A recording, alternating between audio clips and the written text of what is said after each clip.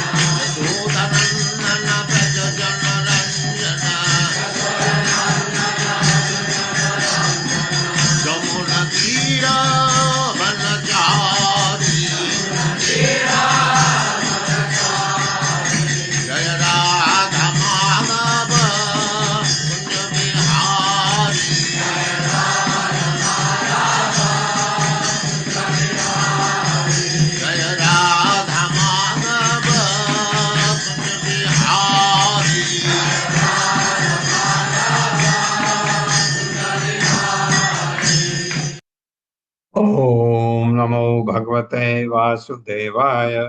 ओम नमो भगवते वासुदेवाय। ओम नमो भगवते वासुदेवाय। ओम नमो भगवते वासुदेवाय। ओम नमो भगवते वासुदेवाय। ओम नमो भगवते वासुदेवाय। नारायणं नमस्कृत्य नारायणं नमस्कृत्य नरं चैव नरोत्तमं नरं चैव नरोत्तमं देवीं सरस्वती व्यासं देवीं सरस्वतीं ततो जयमुदीरये। ततो जयमुदीरये। नष्टप्रायेषु भद्रेषु नष्टप्रायेषु भद्रेषु नित्यं भागवत सेवया नित्यं भागवत सेवया भगवते उत्तमा श्लोके भगवती श्लोके भक्तिर्भवति नैष्ठिकी। भक्तिर्भवति नैष्ठिकी। नैष्ठिकी। हाँ, सकाम कर्म की प्रवृत्ति पर चर्चा चल रही है कि the nature of fruiting activities. यमान अभीक्षणम सेवेत नियमान मत्परः क्वचेत् मद अभिज्ञम गुरुम शांतम उपासीत मद आत्मकम। मेरे साथ, यमान अभीक्षणम सेवेत यमानभीक्ष्य सेवेत नियमान मत्परः क्वचेत् नियमान् मत्परः क्वचित् मद्भिज्ञम गुरुम शांतम मद्भिज्ञं गुरुं शान्तं उपासीत मद आत्मकम। उपासीत मदात्मकम्। यमान मुख्य विधि विधान यथा हिंसा न करना, अभीक्षणम सदैव सेवेत पालन करना चाहिए, नियमन गॉड नियम यथा शरीर स्वच्छ रखना, ये नियम है। शरीर को स्वच्छ रखना और प्रसाद बिना नहाए नहीं खाना, ये नियम है। मत परः मेरा भक्त, क्वचित यथा संभव, मत अभिज्ञम मेरे स्वरूप को जानने वाला, गुरुम गुरु को, शांतम शांत, उपासित सेवा करनी चाहिए, मदात्मकम जो मुझसे भिन्न नहीं है।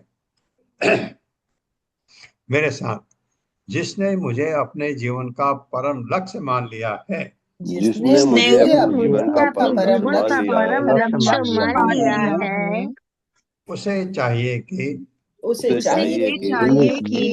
पाप कर्मों का निषेध करने वाले, शास्त्रीय आदेशों का कठोरता से पालन करे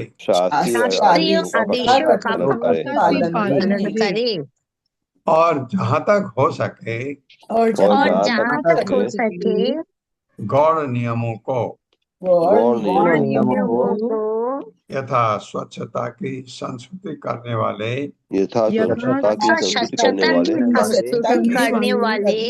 आदेशों को संपन्न करे। हाँ, स्वच्छता बहुत जरूरी है। आप साफ सुथरे गरीब भी हैं तब भी रह सकते हैं। ये एक आदत होती है आदमी की, साफ अपने को स्वच्छ रखना, अपना घर साफ सुथरा, अपना चारों तरफ साफ सुथरा, अपने वस्त्र साफ सुथरे, अपना शरीर साफ सुथरा, और अंदर की गंदगी कैसे जाए, हरे कृष्ण महामंत्र करके तो आप स्वच्छ रह सकते हैं। किंतु अंततः उसे प्रामाणिक गुरु के पास जाना चाहिए। हाँ, भगवान का जो मेरे साकार रूप के ज्ञान से पूर्ण होता है,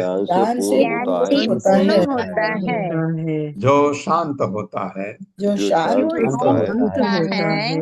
और जो आध्यात्मिक उत्थान के कारण मुझसे भिन्न नहीं होता। हाँ, अगर आप आध्यात्मिक उत्थान, आप आध्यात्मिक प्रगति कर रहे हैं तो भगवान कह रहे हैं आप उनसे भिन्न नहीं होते। तो ये ऐसे सकाम कर्म करने वालों के लिए कितनी अच्छी शिक्षा है। तात्पर्य माता जी। हरे कृष्ण प्रभु जी, हरे कृष्ण सभी को। शिल प्रभुपाद की जय। शिल प्रभुपाद के विनीत भक्तों द्वारा तात्पर्य। यमान शब्द मनुष्य की शुद्धता को बनाए रखने के लिए आवश्यक प्रमुख विधि विधानों को बतलाता है। कृष्ण भावना अमृत आंदोलन में समस्त प्रामाणिक सदस्यों को मांस, मच्छी तथा अंडा खाना छोड़ देना चाहिए और उन्हें नशा, जुआ खेलने तथा अवैध यौवन से भी बचना चाहिए। अभिज्ञम शब्द यह सूचित करता है कि मनुष्य कठिन परिस्थितियों में भी ऐसे निषेध कार्यों को किस समय संपन्न नहीं कर सकता। नियम नियमान शब्द कम अनिवार्य शब्दों का घोतक है। यथा दिन में 3 बार स्नान करना। कतिपय कठिन परिस्थितियों में मनुष्य प्रतिदिन 3 बार स्नान नहीं कर सकता, फिर भी वह अपना आध्यात्मिक पद बनाए रखता है। किंतु यदि कोई कठिन परिस्थितियों में भी पाप पूर्ण निषेध कार्यों में संलग्न होता है तो उसका आध्यात्मिक पतन अवश्यम भावी है। अंत में जैसा कि उपदेशामृत में कहा गया है कि मात्र विधि विधानों में चिपके रहने से आध्यात्मिक सिद्धि नहीं मिल सकती। उसे प्रामाणिक गुरु के पास जाना चाहिए जो मधु अभिज्ञम होता है, अर्थात ईश्वर के साकार रूप के ज्ञान से युक्त होता है। मत मुझको शब्द प्रामाणिक गुरु को परम सत्य के निर्विशेष धारणा से युक्त होने की संभावना का निषेध करता है। यही नहीं, गुरु को अपनी इंद्रियों पर पूर्ण नियंत्रण होना चाहिए, इसलिए वह शांत कहलाता है। भगवान के उद्देश्य के प्रति पूर्ण शरणागत होना ही ऐसा गुरु मद आत्मकम होता है, अर्थात भगवान में अभिन्न होता है। हरे कृष्ण प्रभु जी। हाँ, ये भगवान का वो भक्त है जो गुरु के लेवल में आ गया है, उसकी बात हो रही थी। वो भगवान से अभिन्न होता है। तो भगवान हमने देखे नहीं, लेकिन गुरु हैं हमारे जो भगवान ही हैं। भगवान गुरु को भगवान की तरह ही पूजा जाता है, बल्कि कभी कभी गुरु भगवान से ज्यादा भी गुरु को माना जाता है, क्योंकि वही है जो आपको भगवान के पास ले जाते हैं। तो इसलिए गुरु चुनते समय, लेकिन इस्कॉन में दिक्कत नहीं है, क्योंकि प्रभुपाद के शिष्य वही फॉलो करते हैं जो प्रभुपाद ने जैसे बताया था। तो गुरु का इस्कॉन में दिक्कत नहीं होती है। अदरवाइज बाहर कोई है तो उसको दिक्कत है, ढूंढना पड़ता, पता करना पड़ता है कि किस गुरु से शिक्षा ली जाए। इस्कॉन में दिक्कत नहीं है। अमानी अमत्सरो दक्षो निर्ममो दृढ़ सौहृदः असद्बरो अर्थ जिज्ञासु अनुसूयुः अमोघवाक्। मेरे साथ अमानी, अमानी पढ़ूंगा तो आ जाएगा।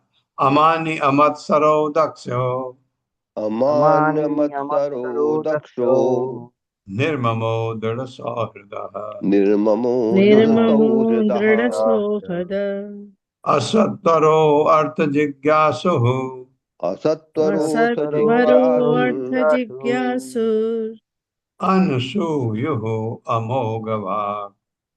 अनुसूयुः अमोघवाक्। हाँ, यू के बाद विसर्ग लगाऊंगा तो रॉ की जगह आ जाएगा, वही होना चाहिए। हाँ, वही है। अमानी मिथ्या अहंकार से रहित, अमत्सरः अपने को कर्ता न मानते हुए, दक्षः आलस्य रहित, निर्मम पत्नी, बच्चों, घर, समाज के ऊपर स्वामित्व के भाव के बिना। बहुत बढ़िया, मैं इनका मालिक हूं नहीं, बिल्कुल। दृढ़ सौहृदम अपने पूज्य अर्चा विग्रह स्वरूप गुरु से मैत्री के भाव में स्थिर हुआ। असत्वर भौतिक काम के कारण मोहग्रस्त हुए बिना, अर्थ जिज्ञासु परम सत्य का ज्ञान चाहने वाला, अनुसूयुः ईर्ष्या से मुक्त, अमोघ वाक व्यर्थ की बातचीत से सर्वथा मुक्त, गपशप मारने से बिल्कुल एकदम परे। मेरे साथ गुरु के सेवक गुरु के सेवक अथवा शिष्य को झूठी प्रतिष्ठा से मुक्त होना चाहिए। अथवा शिष्य अथवा को झूठी प्रतिष्ठा झूठी प्रतिष्ठा से मुक्त होना चाहिए। हाँ, अगर शिष्य हो किसी इंस्टीट्यूट का मालिक, किसी ऑर्गेनाइजेशन का डायरेक्टर अपने को न समझे, वो तो भौतिक जगत में पदवियां सबको मिलती हैं, कोई कुछ है, कोई कुछ है, कोई कुछ है, वो उसका अहंकार बिल्कुल भी नहीं होना चाहिए।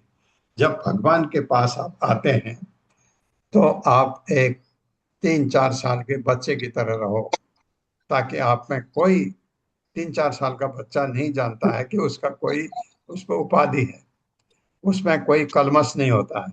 भगवान के सामने वैसे रहना चाहिए, अपने को कभी, हाँ, मुक्त होना चाहिए, और अपने को कभी भी कर्ता नहीं मानना चाहिए। और अपनी और कभी अपने भी को का कभी कभी भी करता करता नहीं नहीं मानना मानना चाहिए, चाहिए। उसे सदैव सक्रिय रहना चाहिए, उसे सदैव सदैव उसे सक्रिय सदैव रहना रहना चाहिए, सक्रिय चाहिए, रहना सक्रिय रहना चाहिए चाहिए और कभी भी आलसी नहीं होना चाहिए। और और और कभी कभी कभी भी भी भी आलसी आलसी कभी नहीं आलसी होना भी नहीं नहीं होना चाहिए। होना आलसी चाहिए। नहीं होना चाहिए। चाहिए। उसे पत्नी, बच्चे, घर तथा समाज सहित उसे उसे पत्नी, उसे उसे पति, बच्चे, बच्चे, घर पत्नी, घर तथा तथा समाज बच्चे, तथा सहित समाज समाज सहित समाज सहित सहित समस्त इंद्रिय विषयों के ऊपर समस्त समस्त समस्त इंद्रिय विषयों इंद्रिय इंद्रिय के ऊपर विषयों विषयों के के के ऊपर ऊपर ऊपर स्वामित्व के भाव को त्याग देना चाहिए। स्वामित्व के स्वामित्व के भाव स्वामित्व को के भाव को भाव त्यागना को त्याग चाहिए। देना त्याग देना देना चाहिए। चाहिए। चाहिए। उसे अपने गुरु के प्रति उसे उसे अपने अपने उसे गुरु के गुरु अपने प्रति गुरु के के प्रति प्रेम पूर्ण मैत्री की भावना से युक्त होना चाहिए। प्रेम पूर्ण प्रेम प्रेम मैत्री पूर्ण की पूर्ण भावना से मैत्री युक्त की चाहिए। मैत्री की भावना से भावना से युक्त से होना युक्त युक्त होना होना चाहिए। चाहिए। चाहिए। हाँ, ठंडा है, आपको लगा कि बहुत ठंड है, गुरु महाराज को भी ठंड, क्योंकि प्रेम है आपका गुरु महाराज से, तो आप मार्केट में जाते हैं, एकदम आपको लगता है ये शॉल गुरु महाराज के लेना अच्छा है, आपको भी ठंड है, अपने लिए भी लेते हैं आप, लेकिन पहला ख्याल गुरु महाराज का आ जाए तो कितनी अच्छी बात है। और उसे कभी भी न तो पथभ्रष्ट होना चाहिए, और उसे और कभी भी न तो कभी भी पथभ्रष्ट होना ना तो तो चाहिए, कभी कभी ना तो पथभ्रष्ट होना पथभ्रष्ट होना चाहिए, चाहिए, न मोहग्रस्त। न न ना मोहग्रस्त। ना मोहग्रस्त। मोहग्रस्त।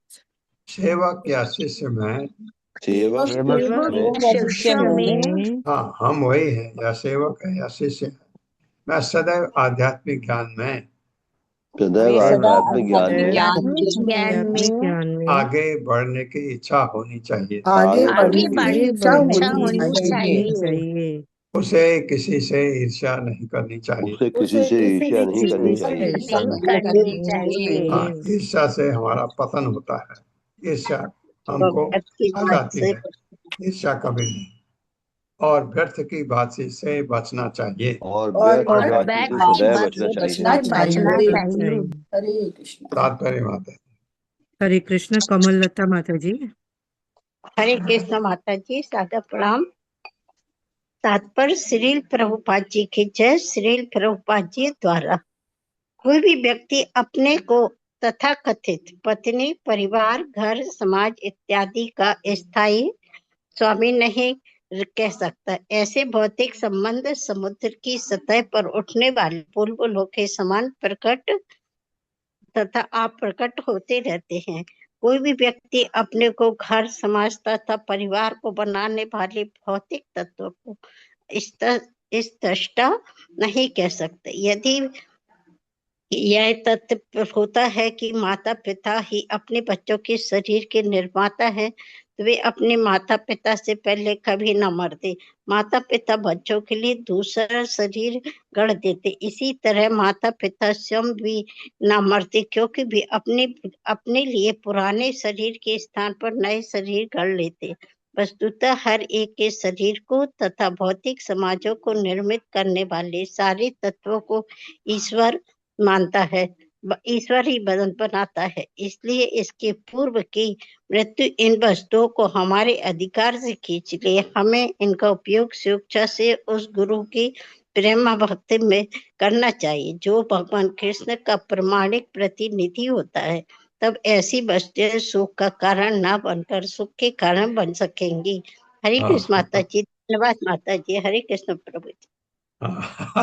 बहुत अच्छा लिखा है।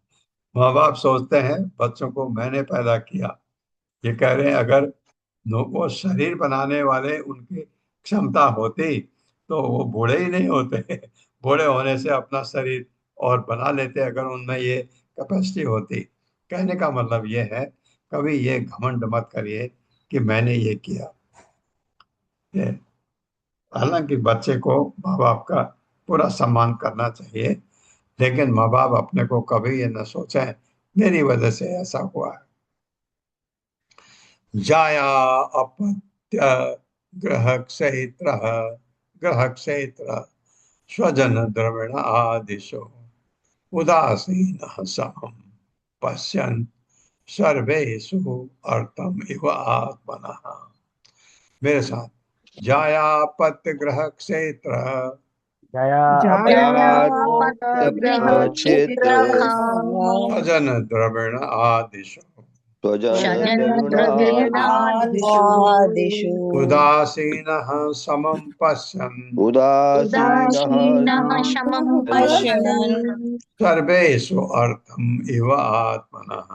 सर्वेषु अर्थमिव आत्मनः। जाया पत्नी अपत्य संतान ग्रह घर क्षेत्र भूमि स्वजन संबंधी तथा मित्र द्रविण बैंक खाता, द्रविण कहते पैसे को, आदिशो इत्यादि मैं उदासीन अन्य मनस्क रहकर, उदासीन ये मेरा नहीं है, वो जमीन मेरी है, ठीक है मुझे मिली है, मैं इसका मालिक, कोई उससे अन्य मनस्क रहे। समम समान रूप से पश्चन देखते हुए सर्वेशु समस्त अर्थम उद्देश्य एवं सदृश आत्मना अपना। मनुष्य को सभी परिस्थितियों में मनुष्य को सभी परिस्थितियों में अपने जीवन के असली स्वार्थ अपने जीवन के परम स्वार्थ जीवन की असली स्वार्थ यानी लक्ष्य उद्देश्य को देखना चाहिए। यानी उद्देश्य को देखना चाहिए। हाँ, हमारा लक्ष्य क्या है? भगवान से प्रेम, भगवान की सेवा करना, भगवत प्राप्ति करना, वो हमारा लक्ष्य है।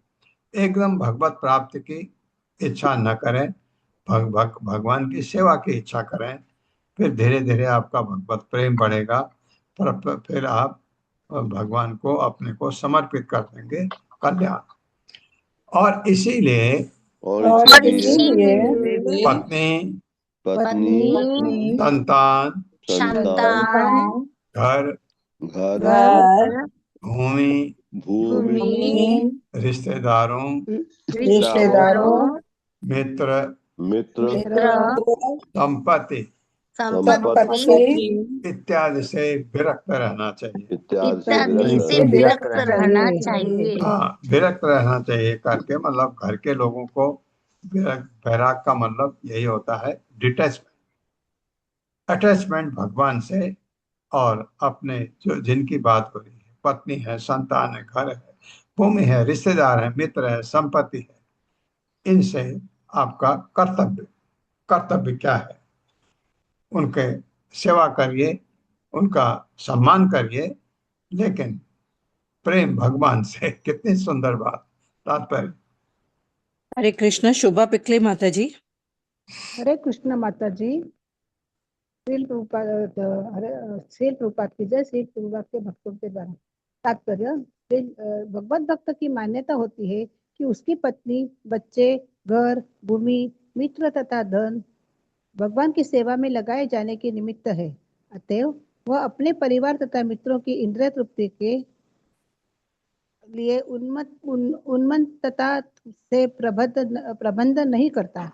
वह न तो अपनी पत्नी तथा अपने बच्चों का स्वामी होने की झूठी प्रतिष्ठा भोगने का इच्छुक रहता है, न ही अपने मित्रों तथा समाज से प्रतिष्ठा पाने के लिए चिंतित रहता है। इस तरह वह किसी से द्वेष नहीं रखता और आत्म साक्षात्कार के मामले में आलस्य नहीं करता। वह स्वामित्व के झूठे ज्ञान से मुक्त रहता है और भगवान का ज्ञान विकसित करने के लिए सदैव उत्सुक रहता है। वह झूठे अहंकार से मुक्त रहता है और व्यर्थ की भौतिक बातों से अपने को दूर रखता है। इस तरह वह स्थिर होता है, सन की नहीं होता और अपने गुरु के चरण कमलों पर प्रेम पूर्ण मित्रता के भाव से दृढ़ रहता है। माता जी ऊपर स्क्रॉल करो ऊपर। यह प्रश्न उठाया जा सकता है कि कोई व्यक्ति झूठे स्वामित्व से अपने को किस तरह मुक्त रख सकता है। श्री विश्वनाथ चक्रवर्ती ठाकुर ने निम्नलिखित उदाहरण दिया है। सामान्य व्यक्ति अधिकाधिक धन एकत्र करने के लिए अत्यधिक उत्सुक रहता है और वह स्टॉक, बॉन्ड, प्रतिभूतियों, बैंक खातों, जायदाद, सोना इत्यादि के रूप में अपनी संपत्ति संचय करता है। जब तक ये विभिन्न संपत्तियां उसकी आर्थिक संपन्नता से में योगदान करती है, तब तक वह इन सबों को समान दृष्टि से देखता है और उन्हें अपनी मानता है। किंतु यदि सरकार कर रूप में इसमें से कुछ संपत्तियों को ले लेती है तो या दुर्भाग्यवश व्यापार में उनकी हानि हो जाती है, तो उसे इसका स्वामित्व छोड़ने के लिए बाध्य होना पड़ता है। इसी तरह हर व्यक्ति को समझदार होना चाहिए कि असंख्य वस्तुओं पर उसका स्वामित्व स्थायी नहीं है, अतएव उसे इन वस्तुओं के प्रति विरक्ति उत्पन्न करनी चाहिए। यदि वह भगवान तथा उसके शुद्ध भक्त गुरु के साथ सख्य भाव उत्पन्न नहीं करता, तो निश्चित रूप से वह समाज, मैत्री तथा प्रेम के जंजाल में फंसा रहेगा। तब वह भौतिक पद में ही बंधा रहेगा और स्थायी सुख की कोई आशा नहीं कर सकता। हरे कृष्ण प्रभु जी, हरे कृष्ण माता जी, धन्यवाद। बहुत अच्छा बताया। विलक्षण स्थूल सूक्ष्म सूक्ष्म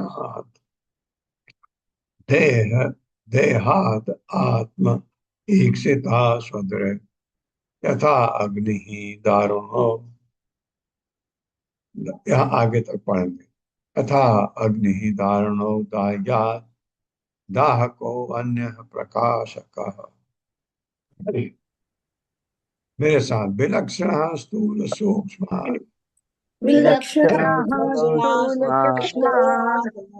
देहात् आत्मा ईक्षिता स्वदृ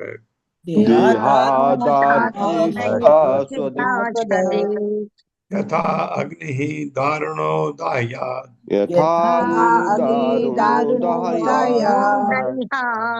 दाहको अन्य प्रकाशकः।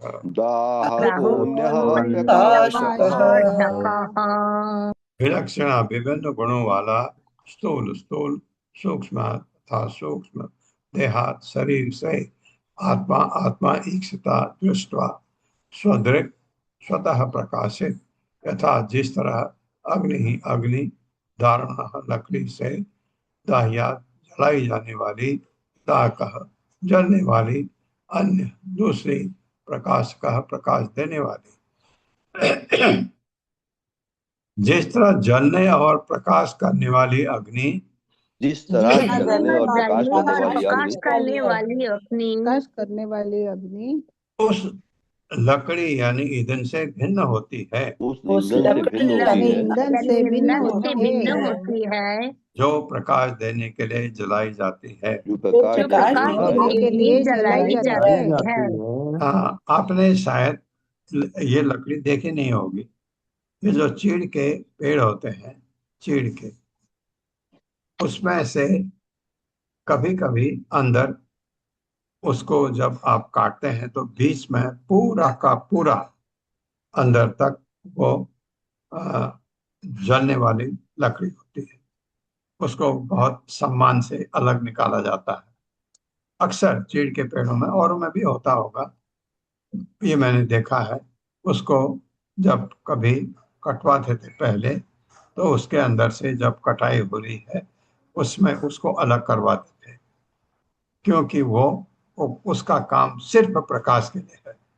जैसे आप एक जगह से दूसरी जगह जा रहे हैं, उसको जला के रखिए, वो कभी बुझता भी नहीं। तो ये प्रकाश देने वाली लकड़ी अलग होती है। उसी तरह शरीर के भीतर का दृष्टा, उसी तरह शरीर के भीतर का दृष्टा स्वतः प्रकाशित आत्मा, उस भौतिक शरीर से भिन्न होता है, उस भौतिक शरीर से भिन्न होता है, जिसे चेतना से प्रकाशित करना पड़ता है।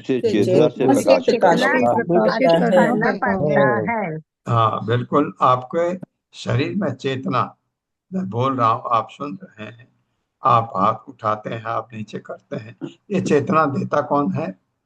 तो वो आत्मा, तो इसका बहुत अच्छा वर्णन किया है कि आत्मा शरीर से भिन्न होता है, वैसे ही प्रकाश करने वाली लकड़ी सामान्य लकड़ी से भिन्न होती है। इस तरह आत्मा तथा शरीर में इस तरह इस आत्मा तरह से तथा आत्मा तथा शरीर शरीर में भिन्न भिन्न गुण होते हैं भिन्न भिन्न भिन्न भिन्न गुण गुण होते होते हैं हैं और वे पृथक पृथक हैं। और वे पृथक और पृथक वे पृथक पृथक हैं।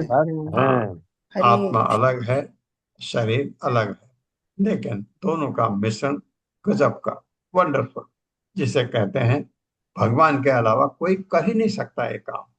शरीर, स्थूल शरीर, आत्मा नहीं हो तो शरीर का कोई मतलब नहीं, और आत्मा अगर के पास शरीर ना हो, आत्मा का कोई मतलब नहीं। आत्मा का मतलब तो वैसे रहता है, लेकिन आत्मा का काम ये शरीर को चेतना देना। तो बहुत ही सुंदर वर्णन है। तात्पर्य, हरे कृष्ण ललिता माता जी। हरे कृष्ण प्रभु जी। श्रील प्रभुपाद जी की जय।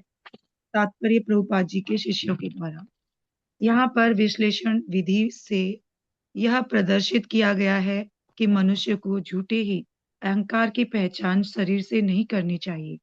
ऐसी गलत पहचान मिथ्या अहंकार या भौतिक मोह कहलाती है। इस प्रसंग में यह प्रश्न किया जा सकता है, चूंकि यह भलीभांति ज्ञात है कि भगवान बद्ध आत्मा को प्रकाशित करते हैं, तो फिर इस श्लोक में स्वदृक् शब्द का प्रयोग क्यों हुआ है? श्रील विश्वनाथ चक्रवर्ती ठाकुर ने व्याख्या की है कि यद्यपि भगवान ही जीव में अपनी शुद्ध चेतना को पुनर्जागृत करने और बढ़ाने की क्षमता होती है, अपनी शुद्ध चेतना को पुनर्जागृत करने और बढ़ाने की क्षमता होती है। इस तरह गौण रूप से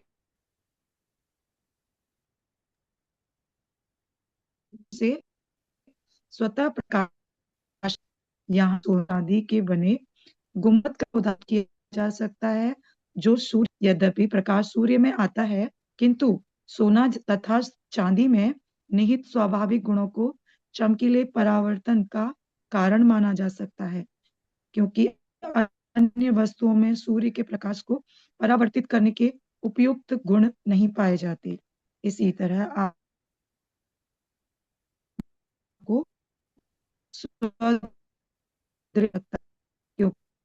उस पाया जाता है से वह की शक्ति आवाज को कट रही है आपकी। चमकीले रूप में परावर्तित कर सकता है। कृष्ण प्रभु जी। हाँ, उसी तरह आत्मा को स्वदृक् माना जा सकता है, क्योंकि उसमें वह गुण पाया जाता है जिससे वह भगवान की शक्ति को चमकीले रूप में परिवर्तित कर सकता है। ठीक उसी तरह जैसे सोना और चांदी का गुंबद अपने परावर्तन गुणों के कारण चमकता है।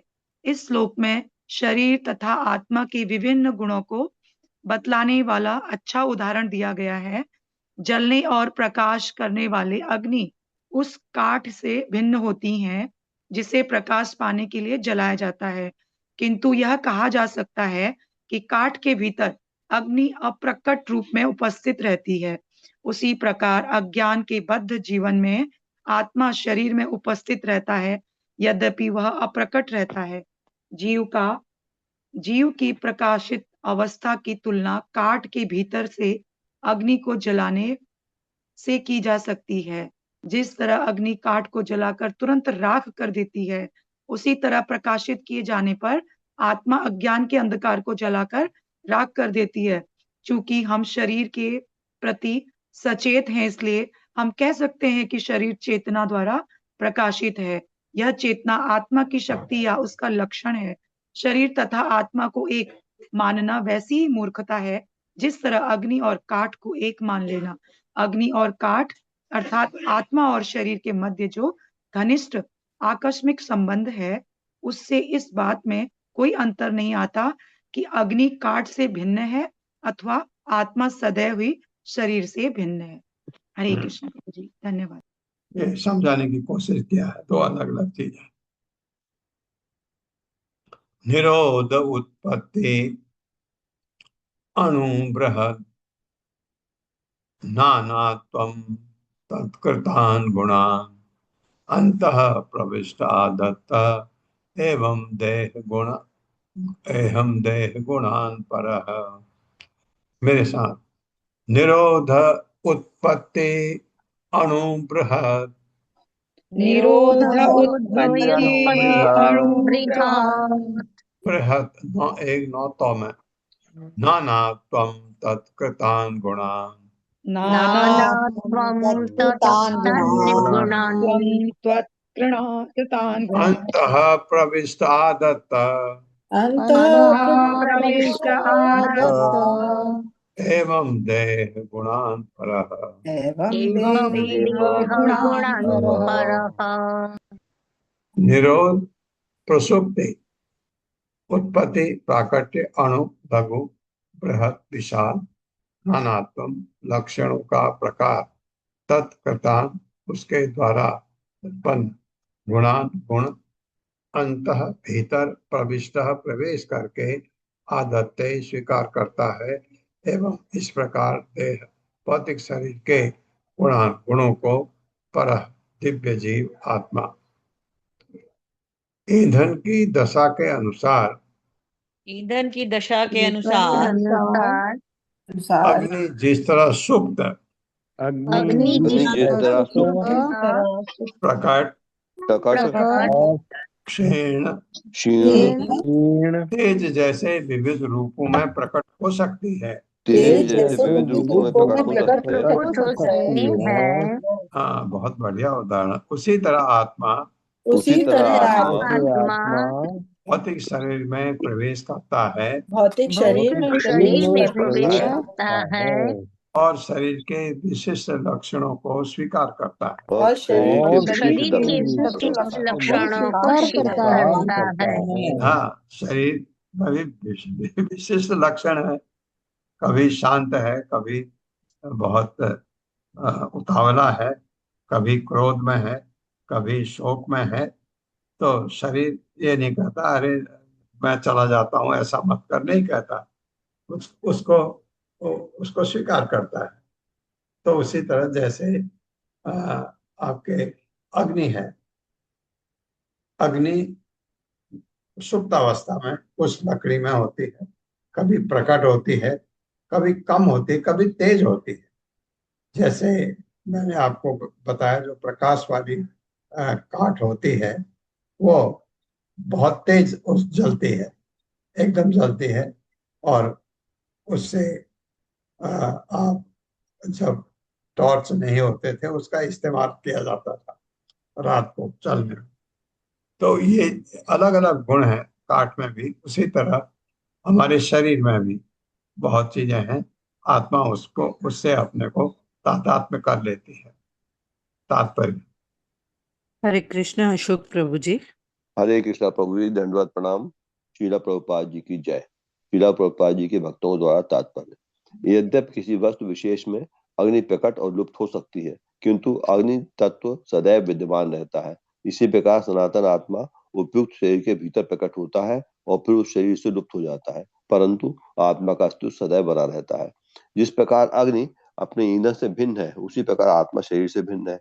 दिया सलाई की काठी से लघु अग्नि प्रकट होती है, किंतु पेट्रोल की टंकी के विस्फोटक से आकाश तक लपटें फैल जाती है, तो भी अग्नि एक है। इसी तरह एक आत्मा ब्रह्मा के शरीर से प्रकट हो सकता है और दूसरा चींटी के शरीर में, किंतु गुण की दृष्टि से आत्मा प्रत्येक शरीर में एक सा होता है। अज्ञान के कारण हम आत्मा पर शरीर के लक्षणों को आरोपित करते हैं और इस तरह हम ये कहते हैं कि ये व्यक्ति अमरीकी, रूसी, चीनी, अफ्रीकी या मैक्सिकन है, या ये कि वो व्यक्ति जवान है, बूढ़ा है। यद्यपि ऐसी उपाधियां शरीर पर लागू होती हैं, किंतु आत्मा पर लागू नहीं होती, जिसे यहाँ पर पराह या दिव्य हस्ती कहा गया है। जब तक मोहग्रस्त आत्मा पूर्ण पुरुषोत्तम भगवान से शत्रु भाव रखता है, तब तक स्थूल तथा सूक्ष्म देहों की उपाधियां उसे प्रच्छन्न किए रहेंगी और उसे अंधकार में रखेंगे। यदि मनुष्य बौद्धिक रूप से अपनी पहचान जीवन की विविध भौतिकतावादी विचारधाराओं से करता है, तो वो सूक्ष्म मन द्वारा प्रच्छन्न हो जाता है। अंततोगत्वा हर वस्तु जिसका अस्तित्व है वो परम सत्य श्री कृष्ण का अंश होती है। जब जीव इसे समझ लेता है तो वो निरुपाधि अर्थात उपाधियों से रहित बन जाता है। यही उसकी स्वाभाविक वैधानिक स्थिति है। हरे कृष्ण प्रभु जी, दंडवत प्रणाम। धन्यवाद। वह परब्रह्म कृष्ण का अंश होती है। ये जानना बहुत जरूरी है।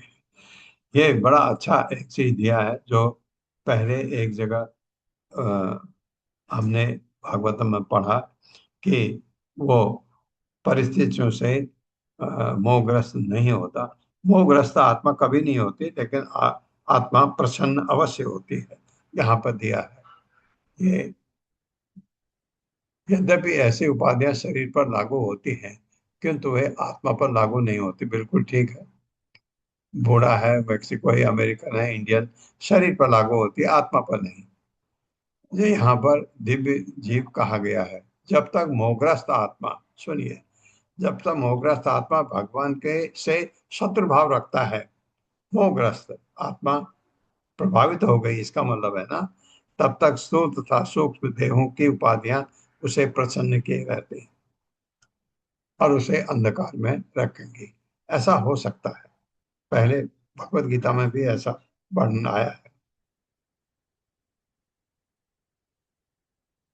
यो असौ गुणैः विरचितो देहो अयं पुरुषस्य हि संसारः संसारः तत्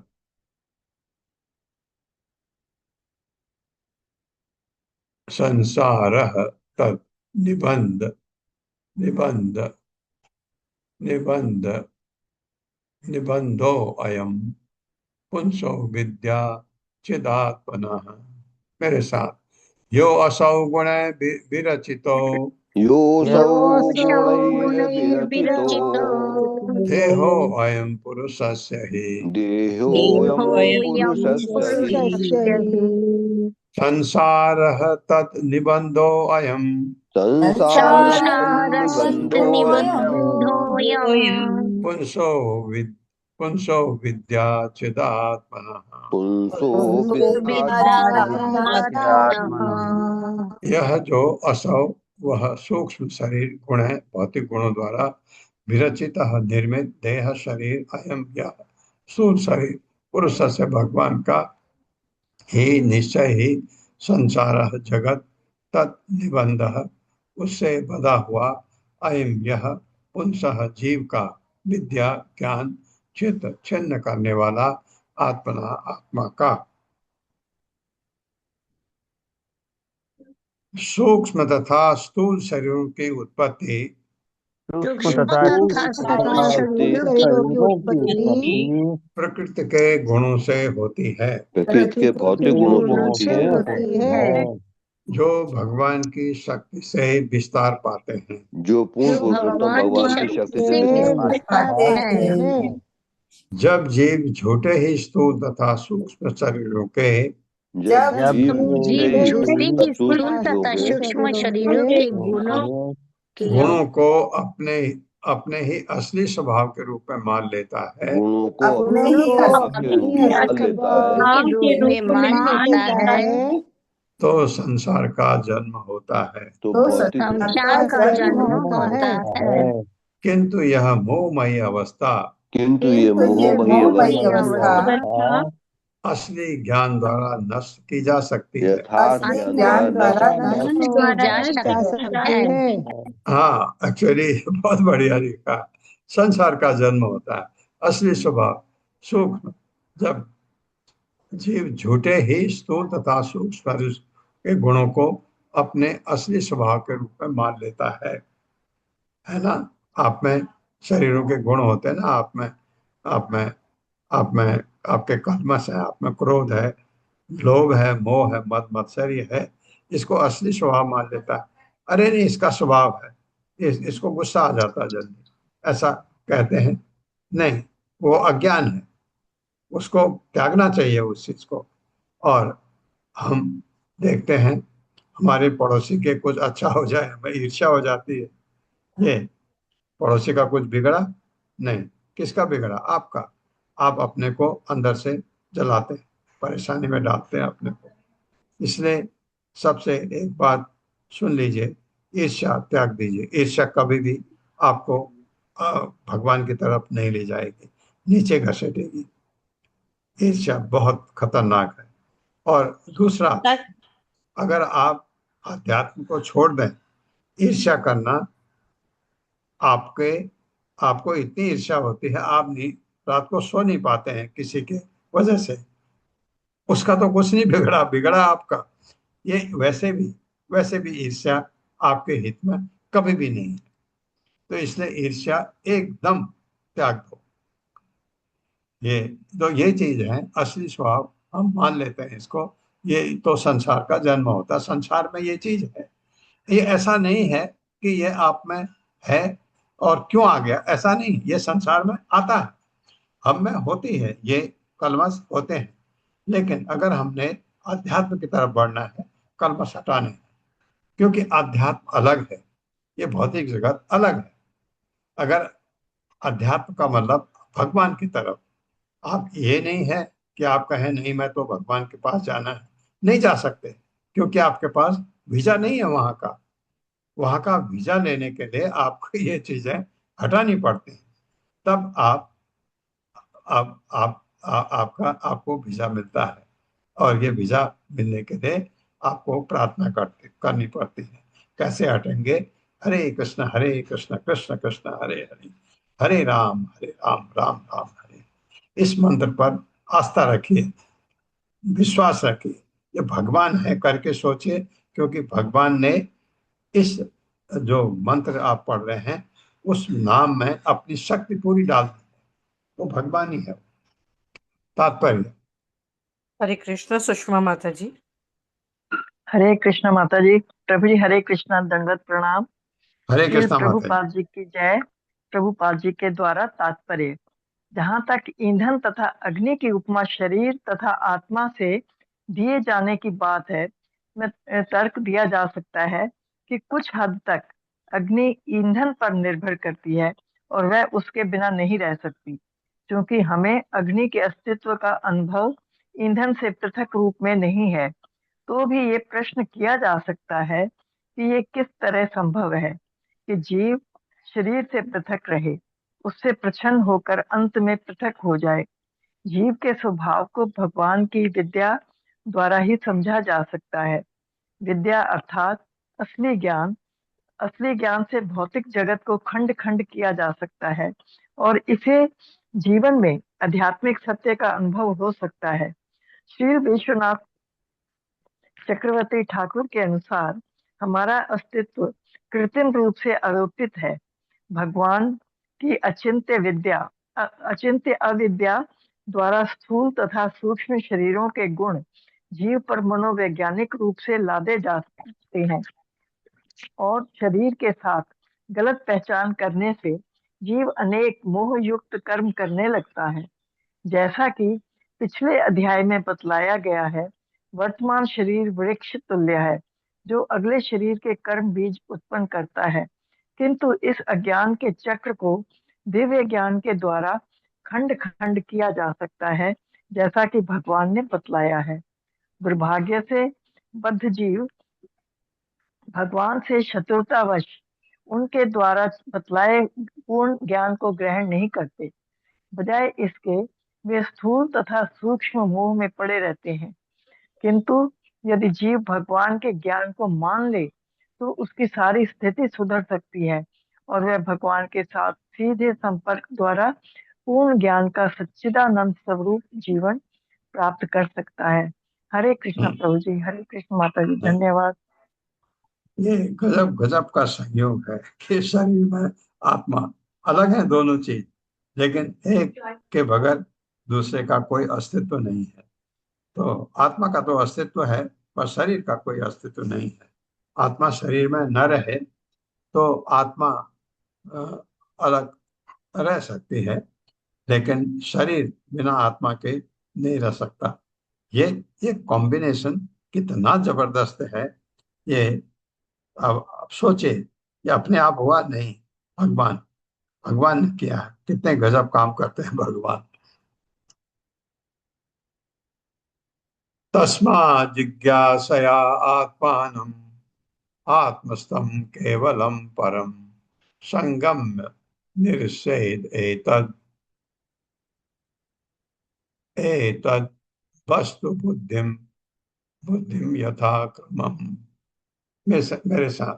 तस्मात् जिज्ञासयात्मानं तस्मात् जिज्ञासयात्मानम् आत्मस्थं केवलं परम् आत्मस्थं केवलं परम् संगम्य निर्षेध एतत् संयम्य निरसेदेहात् वस्तु बुद्धिं यथा क्रमम् वस्तुबुद्धिं यथा क्रमम्।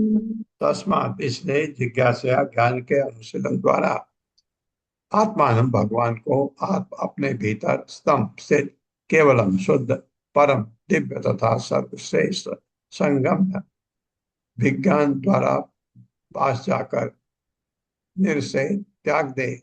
एतत् यह वस्तु भौतिक वस्तुओं के भीतर बुद्धि वास्तविकता की धारणा यथा क्रमम धीरे धीरे पदसा धीरे धीरे। इसलिए मनुष्य को चाहिए कि इसलिए मनुष्य को चाहिए कि ज्ञान के अनुशीलन द्वारा ज्ञान के अनुशीलन द्वारा हाँ यानी नॉलेज कल्टीवेट करके, कौन से स्पिरिचुअल नॉलेज, वो अपने भीतर स्थित भगवान के निकट पहुंचे।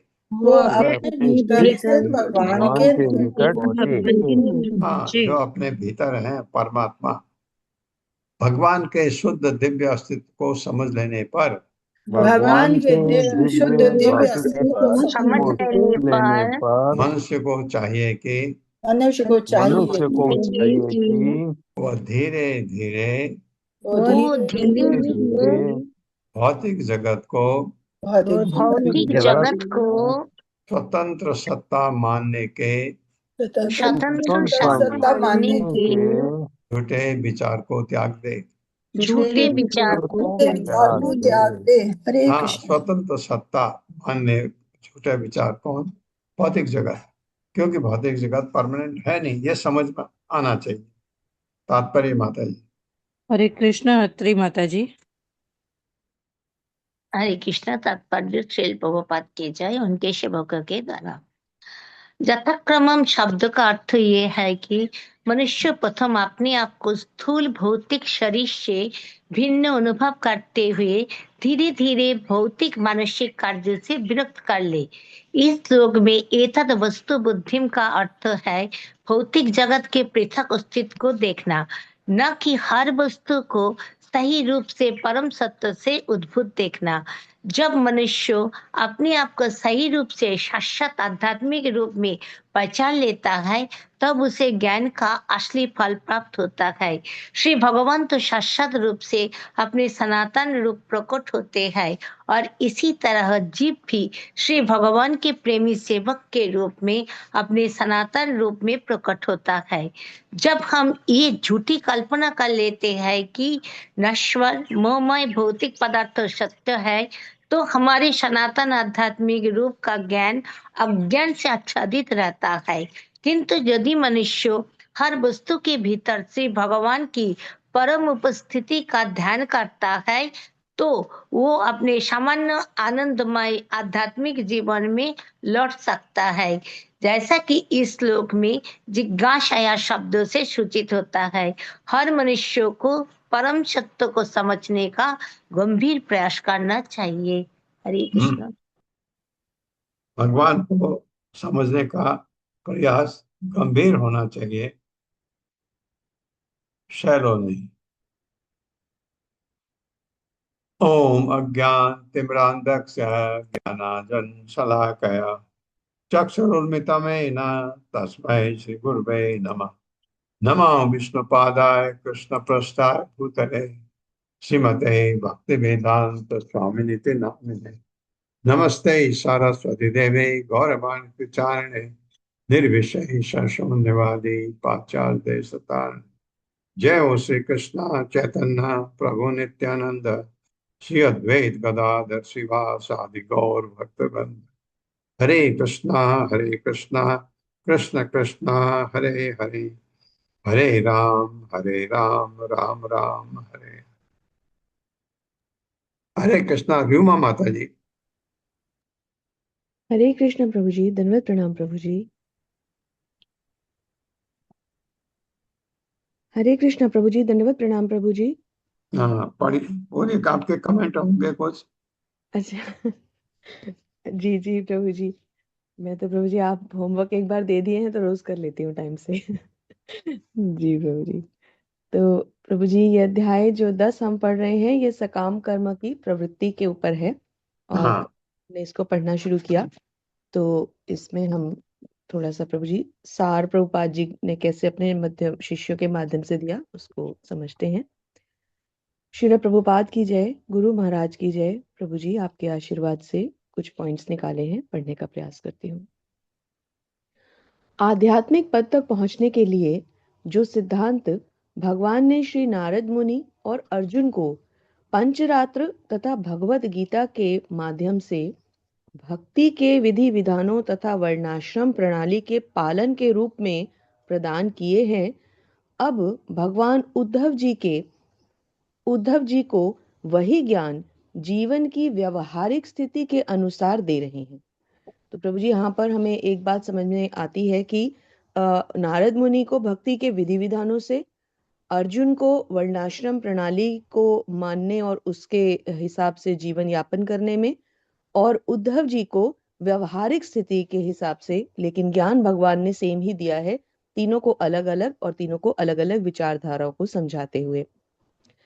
सभी प्रकार की भौतिक इच्छाओं को पूर्णतया त्याग कर मनुष्य को गुरु के निर्देशन में भक्ति के विधि विधानों का पालन करते हुए आध्यात्मिक मार्ग पर आगे बढ़ना है। भगवान कहते हैं, मन को एकाग्र करके निष्काम भाव से वर्णाश्रम प्रणाली का अभ्यास करते हुए मनुष्य को पूर्णतया उनकी शरण ग्रहण करनी चाहिए, क्योंकि बद्ध आत्माएं इंद्रिय तृप्ति का त्याग किए बिना सत्य को कभी नहीं समझ पाएंगी। इसलिए नश्वर शरीर तथा इससे संबंधित क्षणिक विषयों का परित्याग अत्यंत महत्वपूर्ण है। भौतिक जगत में भौतिक इंद्रियों की सेवा करने वाला व्यक्ति माया द्वारा भ्रमित होने के लिए बाध्य हो जाता है। उसी प्रकार स्वप्न में, जैसे कि स्वप्न में मनुष्य वास्तविकता से दूर हो जाता है। भगवान की माया द्वारा मोहित हुआ व्यक्ति भौतिकता में फंसने के कारण वास्तविक ज्ञान से ठीक उसी प्रकार दूर हो जाता है। इस भौतिक जगत के कर्म तथा उनके फल तब तक भौतिक बने रहते हैं जब तक मनुष्य प्रामाणिक गुरु के निर्देशन में उन्हें कृष्ण भावनामृत न कर दे। जब यह संपूर्ण जगत ही क्षणिक है तो फिर यहाँ कुछ भी स्थायी कैसे हो सकता है? तो फिर यहाँ किए गए कर्म और उनके फल भी स्थायी कैसे हो सकते हैं? इसलिए भगवत भक्त अपनी बुद्धि को केवल श्री कृष्ण पर केंद्रित करते हैं और परम सत्य को समझते हुए आध्यात्मिक पद तक पहुंच जाते हैं। भगवान की भक्तिमय सेवा मनुष्य को स्वतः ही भौतिकता से मुक्त कर देती है। भगवत भक्त स्वयं की इंद्रियों को छोड़कर भगवान की इंद्रियों की सेवा करता है। इसलिए सकाम कर्मों को प्रेरित करने वाले शास्त्रीय नियमों का पालन नहीं करता। शुरुआती अवस्था में नव साधक भगवान को अर्पित की हुई वस्तुओं को ग्रहण करता है, परंतु भक्ति की दृढ़ अवस्था में भक्त भगवान के सिवा कुछ नहीं सोचता, इसलिए उन्हें अर्पित किए जाने के बाद भी उसे अपनी निजी आवश्यकताएं महसूस नहीं होती। यहाँ तक प्रभु जी हमने कल कंप्लीट किया था कि भक्त को अपनी निजी आवश्यकता महसूस ही नहीं होती और उनको अर्पित करने के बाद भी फिर वो उनका भोग नहीं करना चाहता। अब आज के श्लोकों को लेते हैं। भगवान का भक्त सदैव भगवान के प्रतिनिधि यानी प्रामाणिक गुरु की शरण में रहना चाहता है, क्योंकि वह इस भौतिक जगत में सबसे सुरक्षित स्थान है जहां वह भक्ति से कभी च्युत नहीं होगा और आध्यात्मिक प्रगति निरंतर बढ़ती रहेगी। 5वें श्लोक में भगवान ने स्वयं गुरु की शरण ग्रहण करने के लिए निर्देश दिया है, परंतु प्रामाणिक गुरु केवल वही हो सकते हैं जो भगवान के साकार रूप के प्रति ज्ञान से परिपूर्ण हो। भगवान के अंश के रूप में अपनी एकमात्र पहचान समझने वाले व्यक्ति भगवान के प्रतिनिधि मनुष्य को भक्ति मार्ग पर आगे बढ़ा सकते हैं। केवल गुरु ही मनुष्य को उसकी असली पहचान प्रदान कर सकते हैं, भौतिक माता पिता नहीं। क्योंकि गुरु मनुष्य को भौतिकता से आसक्ति नहीं, विरक्ति प्रदान करते हैं। मनुष्य को यानी अपने शिष्य को उसका भगवान से स्थायी संबंध वापस स्थापित करने में सहायता करते हैं। उनके उपदेशों का दृढ़ता पूर्वक पालन करके मनुष्य अपने जीवन का चरम लक्ष्य अवश्य प्राप्त कर सकता है। अंतिम 3 श्लोक। भगवान का भक्त स्वयं को किसी भी वस्तु या व्यक्ति का स्वामी नहीं मानता। दूसरी बात, वह भगवान के भक्तों के साथ साख्य भाव होने के कारण भौतिकतावादियों से दूरी बनाकर रखता है और इस प्रकार विरक्ति द्वारा भक्ति मार्ग पर दृढ़ होता रहता है। तो यहाँ भगवान के भक्तों के साथ मैत्री संबंध के बारे में विशेष रूप से बताया गया है। शरीर और आत्मा में वही भेद है जो अग्नि और अग्नि जलाने वाली लकड़ी में होता है। चेतना आत्मा को शक्ति देती है और शरीर भी इसी चेतना द्वारा प्रकाशित रहता है। इनका संबंध घनिष्ठ अवश्य है, परंतु ये दोनों एक नहीं, सर्वथा भिन्न हैं। जिस प्रकार अग्नि कभी तेज तो कभी धीमे प्रज्वलित होती है, उसी प्रकार आत्मा भी शरीर में प्रवेश करके अलग अलग लक्षणों को स्वीकार करता है। आत्मा की स्थिति सदैव दिव्य है, परंतु भौतिक तत्वों के संसर्ग के कारण वह भगवान के प्रति द्वेष उत्पन्न कर लेता है और अपनी मिथ्या पहचान बनाने की कोशिश में दिव्यता से भटक जाता है। दिव्य स्थिति से विहीन होकर मन तथा इंद्रियों के वशीभूत सकाम कर्मों में फंसा आत्मा यहीं पर कर्म करके फंसा रह जाता है।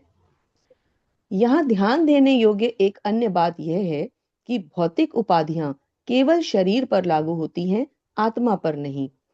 तो उसे शुद्ध बनाए रखने के लिए एक ही मार्ग है और वह है भगवत भक्ति, जिसे केवल और केवल प्रामाणिक गुरु के निर्देशन में ही सीखा जा सकता है। धन्यवाद प्रभु जी। हरे कृष्ण प्रभु जी, दंडवत प्रणाम। धन्यवाद माता जी। पल्लवी माता जी।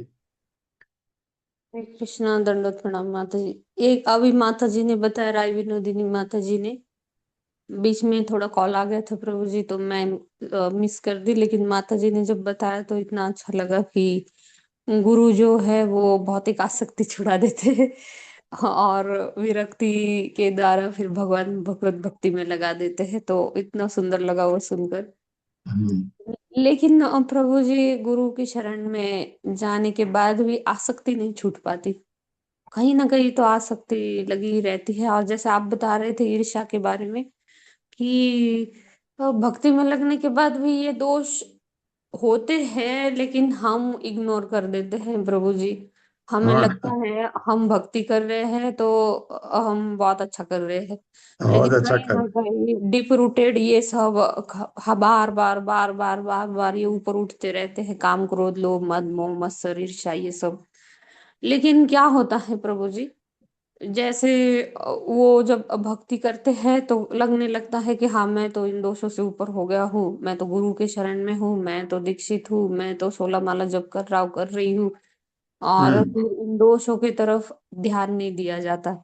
फिर हमें लगता है बाकी लोगों से हम अच्छा कर रहे हैं, माने हम सही जा रहे हैं, लेकिन कहीं ना कहीं हमें भक्ति में पीछे खींचते हैं प्रभु जी ये दोष। जब आप ईर्ष्या का बता रहे थे ना, तब मुझे बहुत मन को मतलब अंदर तक वो टच कर गया कि भक्ति में होने के बाद भी ये जो दोष है वो हम देख नहीं पाते कि हम में ये दोष आ रहे हैं। कैसे प्रभु जी इसको देखे हम? या तो गुरु दिखा देते हैं कि हाँ ये दोष दिख रहे हैं, या तो फिर किसी गुरु की शरण में नहीं है तो फिर ये दोष भी दोष नहीं लगने लगते प्रभु जी हमें। तो बहुत सही बात है। ऐसा अभी भी चल रहा है। इतने साल हो गए। अ, मुझे आपको बताऊं, करीब करीब 30 साल हो गए माला जपते हुए। अभी भी वो पूरी तरह गया नहीं है, लेकिन मुझे ऐसा लगता है अभी भी उम्मीद है कि ये छूटेगा। बहुत कठिन होता है, क्योंकि माया इतनी स्ट्रांग है। ये ये जरूरी नहीं है कि इसमें मैंने इतने साल से कर रहा हूँ इसलिए मेरा होगा, नहीं। किसी को तो 1 साल में भी हो जाता है, किसी को 10 महीने में हो जाता है, किसी को 2 महीने में हो जाता है, किसी को हफ्ते में भी हो जाता है। एकदम एकदम समझ आता है ये गलत है मेरे लिए, और उसको त्याग करके वो भक्ति के पर लग जाता है। तो ये अलग अलग जीव अलग अलग है, क्योंकि इसकी कि कोई मोहग्रस्त बहुत ज्यादा होता है, किसी की भौतिक आसक्ति बहुत ज्यादा होती है।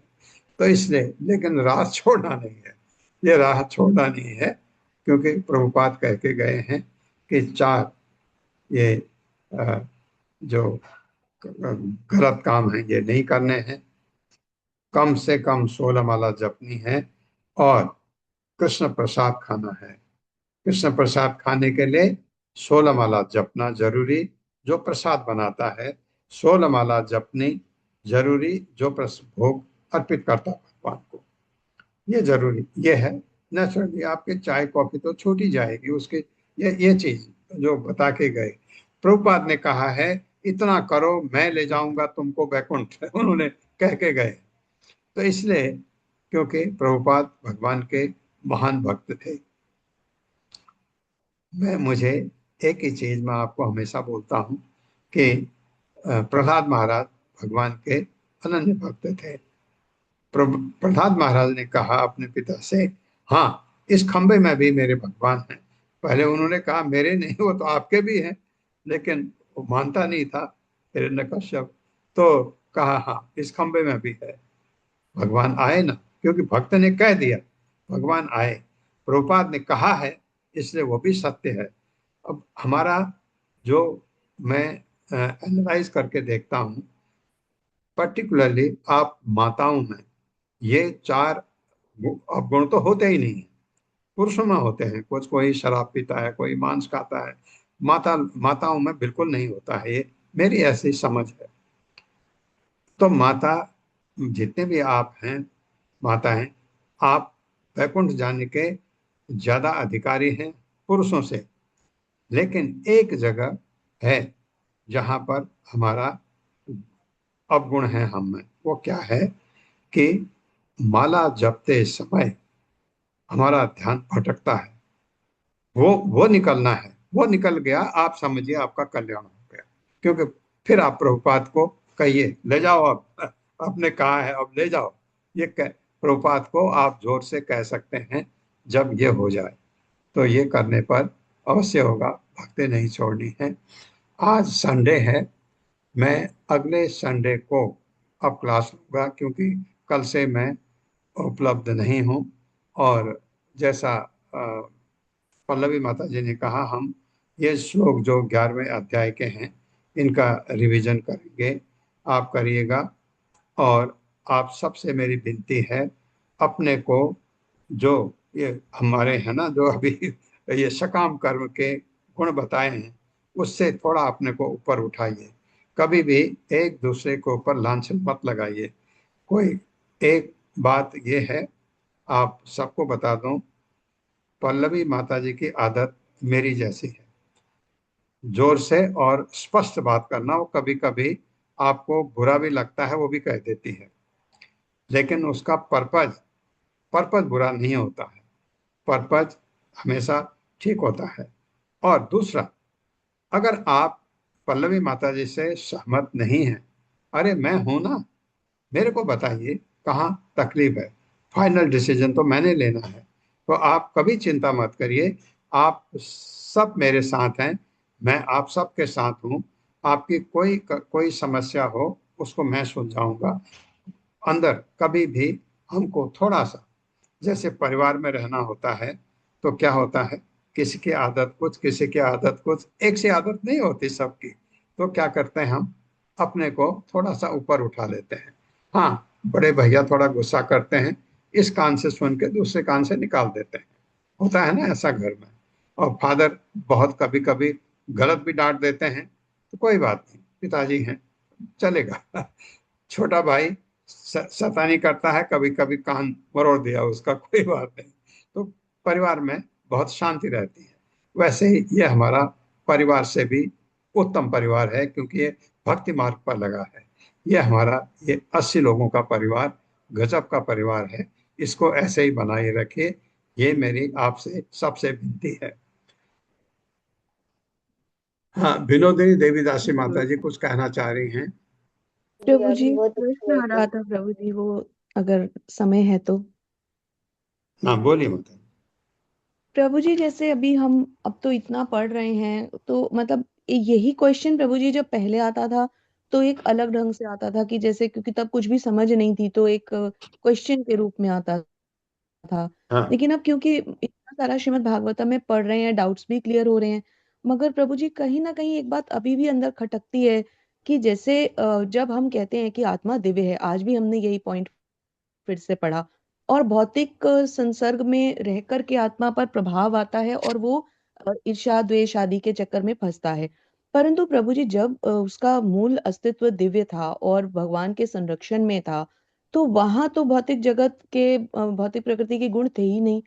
तो फिर कारण क्या था उसमें द्वेष आने का?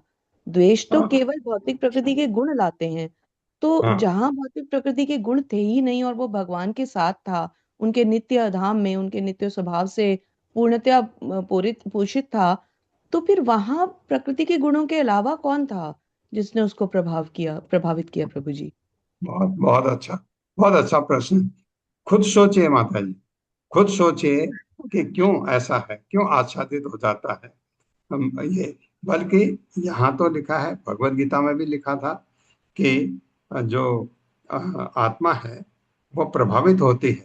आत्मा जैसे प्रभावित, मैं आपको सोने के सिक्के से कंपेयर करके बताता था, तो उसी तरह आत्मा के चारों तरफ जो हमारे कलमश हैं वो आत्मा को प्रभावित करते हैं, आत्मा को दूषित तो कर ही नहीं सकते हैं। ये बात है, बार बार सोचिए, आपको आंसर खुद मिल जाएगा। हर्षा माता जी।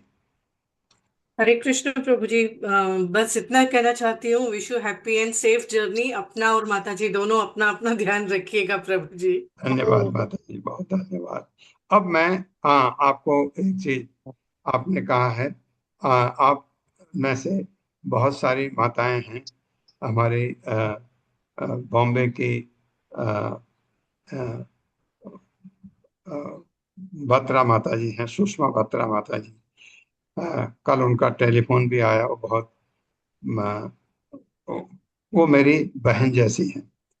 उनके बात करने में आंसू भी आ गए उनके। और उन्होंने भी बहुत चिंता थी मेरे शरीर के बारे में, लेकिन बत्रा माता जी ने मुझे आशीर्वाद दिया है कि मेरे भगवत गीता में, भागवतम में कंप्लीट अवश्य करूंगा। माता जी आप, ये वचन आपका पूरा होगा। कल मैंने अपना सारा टेस्ट कराया दोबारा, क्योंकि मेरे टेस्ट में रिजल्ट ठीक नहीं थे दोबारा भी, जब मैं ठीक हो गया था। लेकिन कल टेस्ट में मेरे सारे रिजल्ट बिल्कुल नॉर्मल आ गए हैं। तो आप आप लोग अब इस चीज की चिंता मत करें कि मैं बहुत सुंदर, भागवतम बहुत सुंदर, कंप्लीट बहुत बड़ी करूंगा, कृपा नहीं भगवान तो की। अवश्य अवश्य भगवान की बहुत करेंगे। बड़ी कृपा हरे करें। बोल प्रभु जी। बहुत खुशी की बात है प्रभु जी। बस आप स्वस्थ रहे प्रभु जी, हरे कृष्णा। दोनों लोग। तो हरे कृष्णा प्रभु जी, दंडवत प्रणाम। हरे हरे कृष्णा कृष्णा प्रभु प्रभु जी, जी, दंडवत सादर प्रभु जी। चरण में दंडवत प्रणाम। प्रभु हरे कृष्णा प्रभु जी, दंडवत चरण प्रणाम। बंदना प्रभु जी, सादर प्रणाम। प्रणाम हरे प्रभु जी, कृष्णा। हैप्पी जर्नी प्रभु जी। बहुत जी दंडवत प्रणाम सबका प्रभु जी, धन्यवाद सबका प्रभु बहुत जी, धन्यवाद। हैप्पी जर्नी, टेक सबका केयर। बहुत बहुत धन्यवाद।